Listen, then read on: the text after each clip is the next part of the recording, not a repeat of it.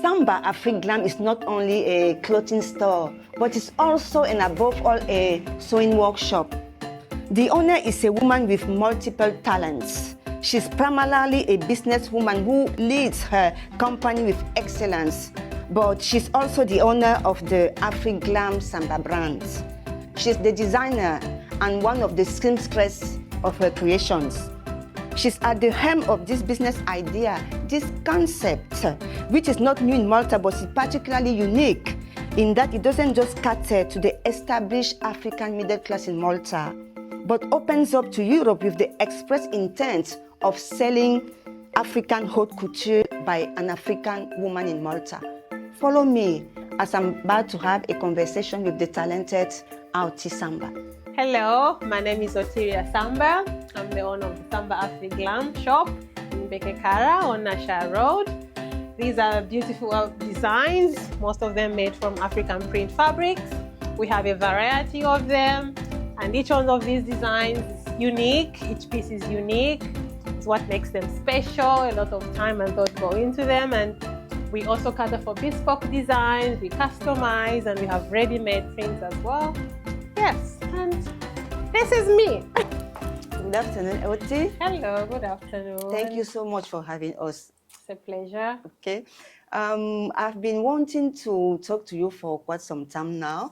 Okay. I've been here at least 3 times, and I liked what I saw. I actually bought this beautiful accessoire. So really, it is really my pleasure at many levels, because you are a woman, you are an African woman, you are also a mother. Yes. And based on what we see, can actually say that you represent a role model for many young women out there who maybe have some dreams, but they don't know how to start, where to start. So the reason of our presence is just to try to have a conversation with you, and hopefully someone looking at us, at you, will decide, why not me, you know? Yes, and okay, so before starting, a business is something complicated, and I want to ask you, how busy are you?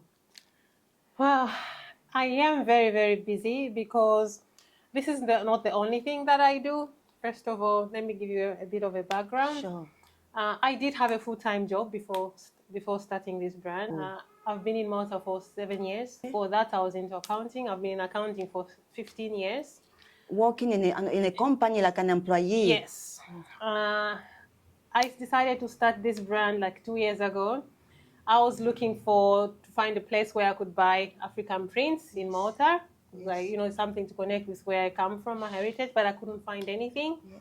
For sure, I might not be the only one looking for this kind of service, this kind of fashion, this kind of style. So that's how I thought, okay, why not do it myself? And at that time, I'll say it again, I was working. So okay, I can try and do it as just something, something that I'd enjoy doing. At that time, I also didn't know how to sew. So what I decided then to do was like to bring in some fabric prints from Africa.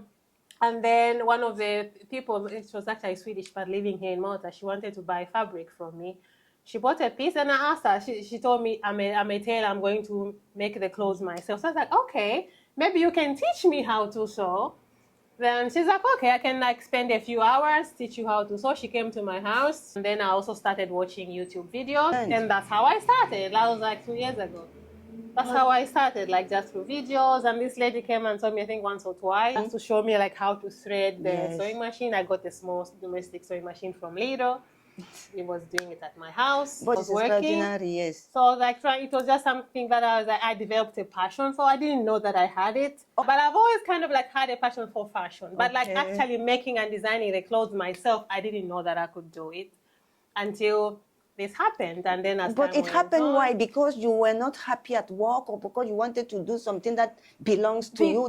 I've always wanted to do something for myself, and also I've always looked at other ways of doing something for myself, also doing something that I'd like, that I enjoy, not just for the sake of having a business. But it takes courage, because again we are talking about community empowerment.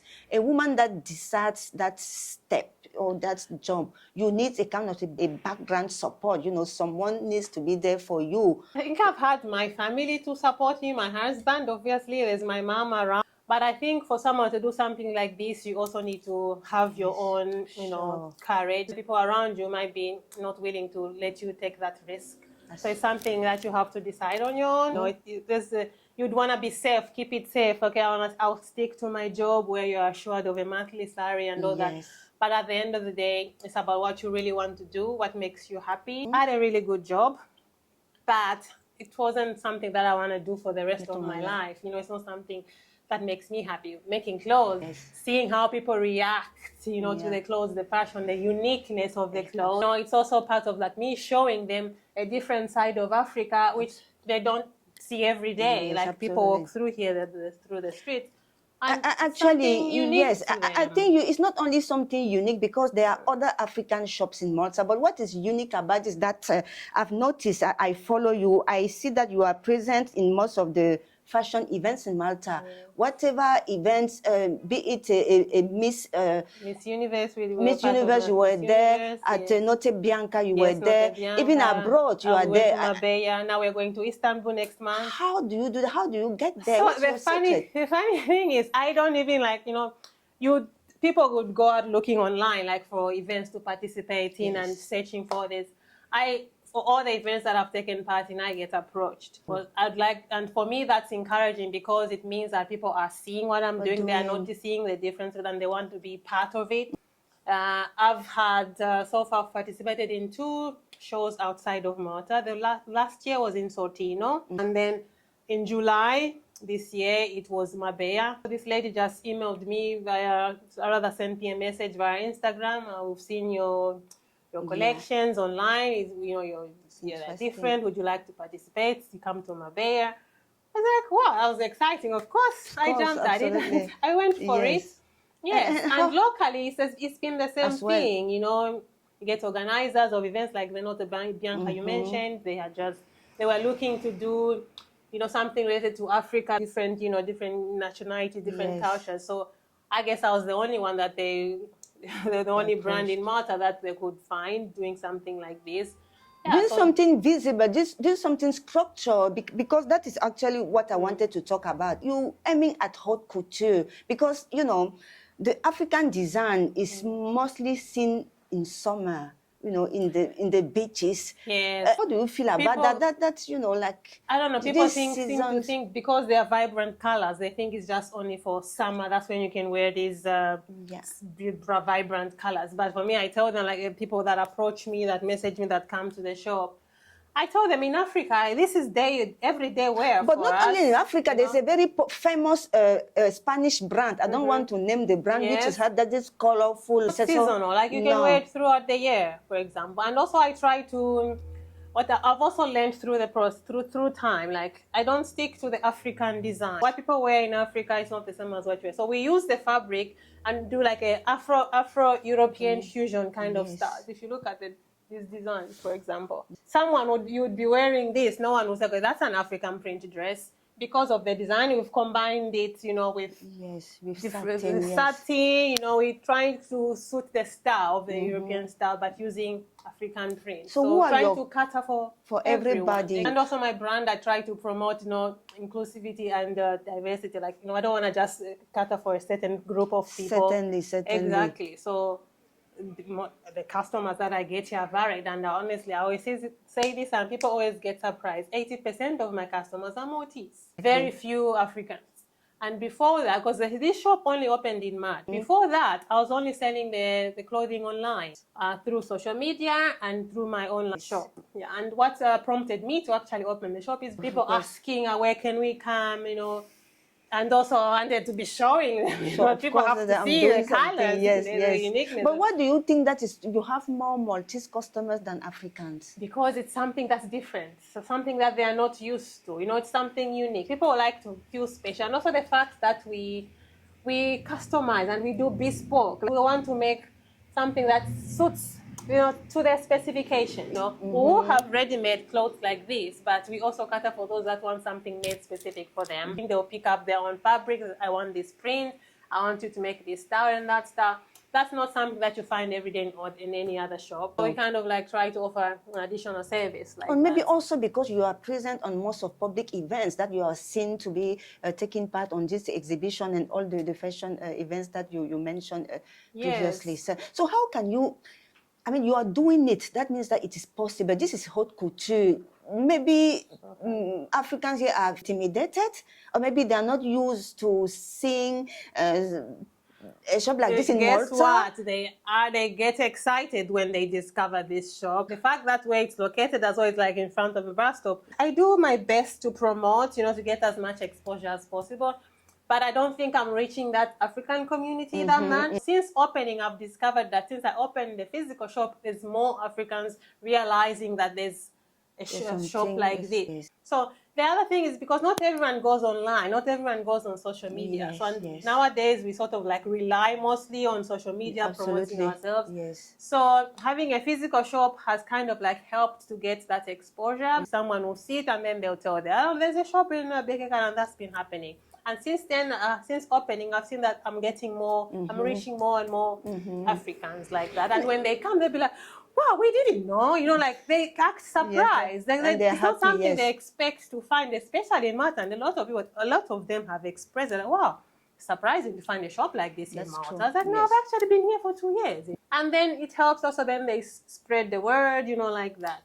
And also, the African community is growing in Malta. Absolutely, it's growing a lot, and so it also needs some quality because I don't want to mix the fashion with food, but African culture, it's a little bit lagging. So it was about time that something like this really be present in the country. No, it's good, really. I like the way they react and how they feel when they see something. It's like it's a reminder of where they come from. That for me is. Yeah, it's fulfilling. I feel really, really happy when I get that kind of a reaction. I guess so. How is it easy to open a shop in Malta for someone out there who maybe want to do the same, something like this? It's not easy. Like I said, I was working before. So in March, when I was like, okay, people are really asking that I need to do this, but it's a risk that I have to take. I don't know.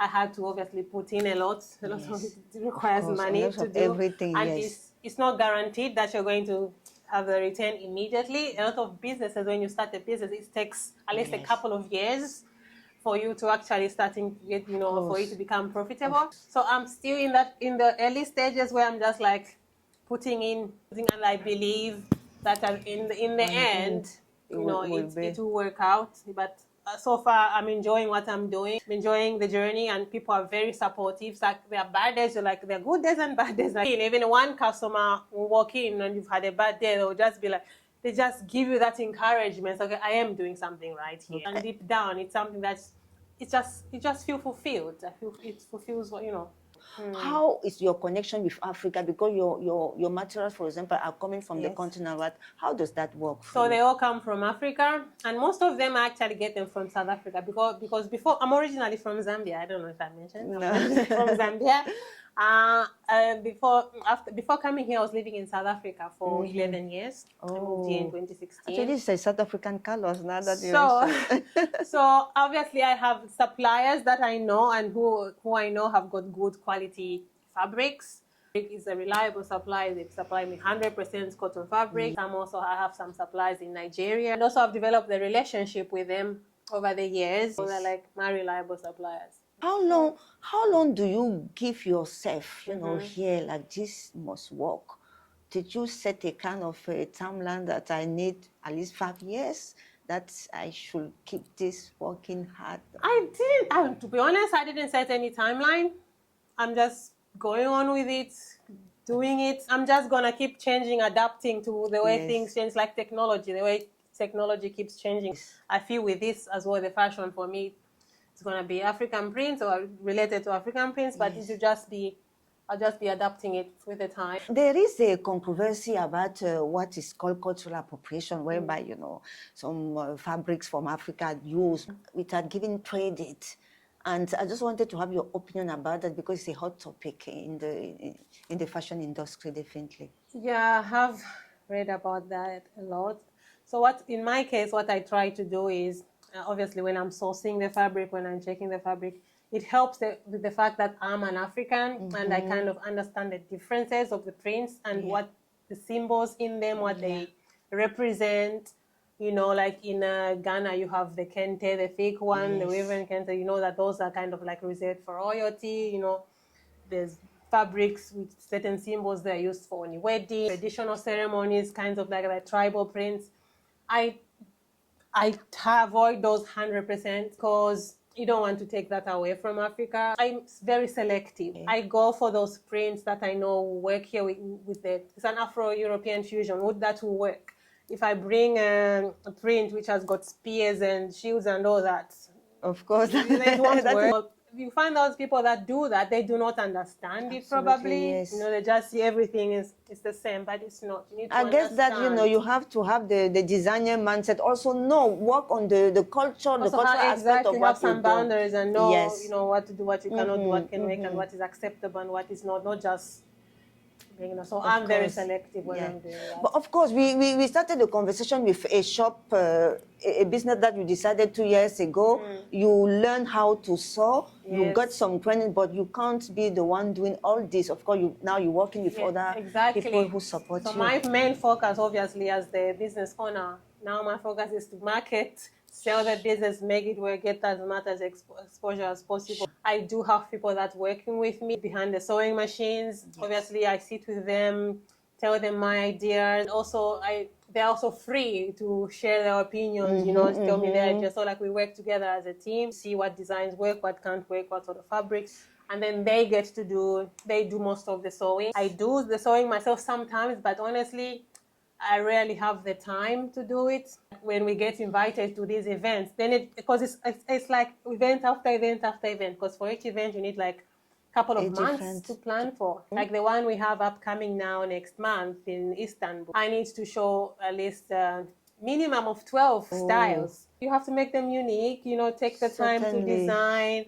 So it takes time, you know, to plan these things. So for me, that's my main focus, and then have my team deliver the sewing, you know, just guide them. Yes, this is extraordinary. Yeah. We are going to the end of this conversation. You started this business 2 years ago. Why do you think you are the first one that you are known? Or is it because you learn also communication? Is it that you are selling yourself better? Maybe it's a combination of different skills. I've been doing other things as well, you know, like the accounting. I handle all my social media. I do it myself. Even my website, I created it and I update it myself. So it's like when you have something which it's like a part of me. Yes. So if I'm putting something out there, I know what I want. I know what I want people to see. Whereas if you ask someone, can you do this for me? They'll not really deliver it the way you want it. So I find that I do everything myself. It's me. This brand represents me. And what I put out there, I wanted people to have the same picture that I have, the same vision that I have. Say, for example, someone across the street said, no, I want to open a shop like Samba.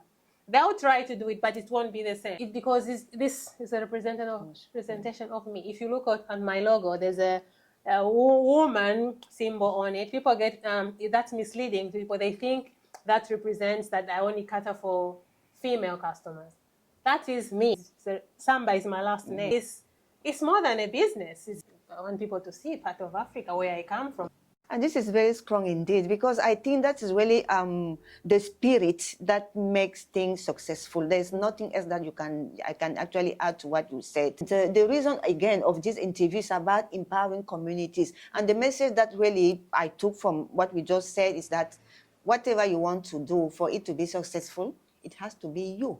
You have to put yourself into it. If you don't know how to do a specific thing about your passion, learn it. Yeah, I discovered it a few years ago, and in my late 30s. So, you know, it can take years, but once you find it, you can feel it. You just feel it right away. I quit my job, like, I'm not going to do accounting anymore. It became boring. Now, I was like, I wasn't even dreaming that I was going to have a shop full of clothes. Go outside of Malta, or even participate in Miss University in Malta or whatever, these other events. But each time I get an invitation, I'm like, wow, that is nice. And also, just catching each opportunity as it comes, you know, you never know what that will bring. You know, you go to an event, you meet other people. They're like, no, we saw you at this event. Would you like to come to ours? Would you like to participate at this one? You know, because if you shut down one event or you want a festival, whatever, you're closing other opportunities which you might find there, you know. So I'm kind of just also that person who just open to a lot of things. I mean, that is what a business person is about, you know, that was. Be willing to take risks. Yes. You never know. It can work, it cannot, but you have to take that chance. Give it a chance. It's given me an opportunity to meet a lot of other people as well, you know, in different industries. Autty Samba, thank you so much for this, you know, for your kind work, for this shop, for, you know, the work, the inspiration that you are giving, that you are actually. Thank you. I'm sure that a lot of women will want to do the same, maybe approach you, and Follow you their are here, of passion. course. Follow the passion. Okay. Yeah. Thank you very Just much. braiding hair, you should braid whatever hair, it is, you know, whatever. exactly. Knitting, it can be anything. You just have to Thank you. follow your passion. Thank you very much. Thank you. Thank Thank you you. for the opportunity to share this with you. I love it.